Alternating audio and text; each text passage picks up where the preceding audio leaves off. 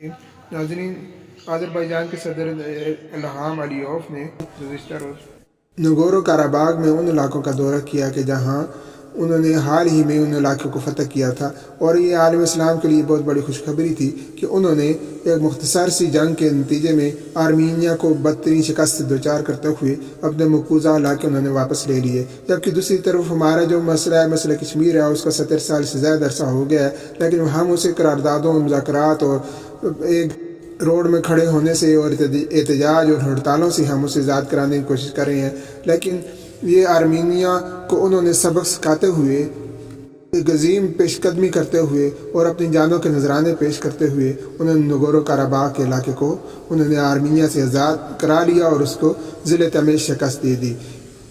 آذربائیجان کا میں نے خود بھی دورہ کیا ہوا ہے اور وہاں کے حالات میں نے خود دیکھے ہیں۔ وہاں کے مسلمان پاکستان سے انتہائی گہری محبت کرتے ہیں، اور وہ سے قبل وہ نگورو کاراباغ کے علاقے کو بھی وہ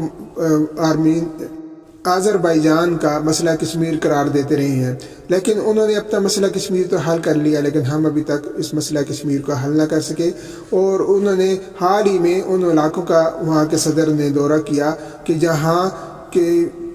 جد کی بے حرمتی کرتے ہوئے آرمینیا کے لوگوں نے وہاں استبل قائم کیے ہوئے تھے، اور وہاں حرام جانور اور دوسری چیزیں وہ باندھا کرتے تھے، لیکن وہاں کے صدر نے وہ اپنی اہلیہ کے ہمراہ جب ان علاقوں اور مساجد کا دورہ کیا تو ان کی آنکھوں میں آنسو آ گئے، اور انہوں نے مساجد کے ساتھ اپنی گہری وابستگی کا اظہار کیا، اور مساجد کو انہوں نے چوما اور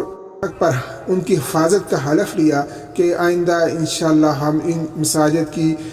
حرمت کی خاطر اپنی جان جو ہے اس کا نذرانہ پیش کرنے میں کسی طور پر پیچھے نہیں ہٹیں گے۔ عالم اسلام کے لیے دوسری بڑی خوشخبری ہے کہ وہاں کی مساجد جو ہے ایک دفعہ پھر وہاں اللہ اکبر اور وہ تکبیر کے ستائیں جو بلند ہو رہی ہیں۔ اس سے قبل آیا صوفیہ کی جو تھا ترکی میں، وہاں بھی جب ایک عرصے کے بعد وہاں کی در و دیوار نے جب اللہ کی کبریائی کا اعلان سنا تو لوگ جو ہے وہ دیوانہ وار وہاں مسجد کی طرف لپک پڑے، اور اب جو ہے آیا صوفیہ کا میوزیم باقاعدہ مسجد میں تبدیل ہو چکا ہے، اور وہاں کے صدر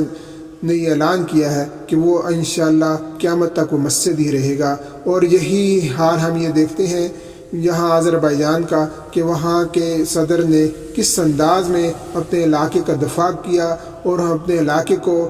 دشمن کے پنجہ سے خالی کروایا، اور بالآخر ان مساجد کے ساتھ گہری وابستگی کا اظہار کیا۔ ہم دعا کرتے ہیں کہ ایسے جانسار سپہ سالار حکمران عالم اسلام کو بھی اللہ تعالیٰ عطا کرے تاکہ امت مسلمہ ایک بار پھر اس کو عظمت رفتہ مل سکے۔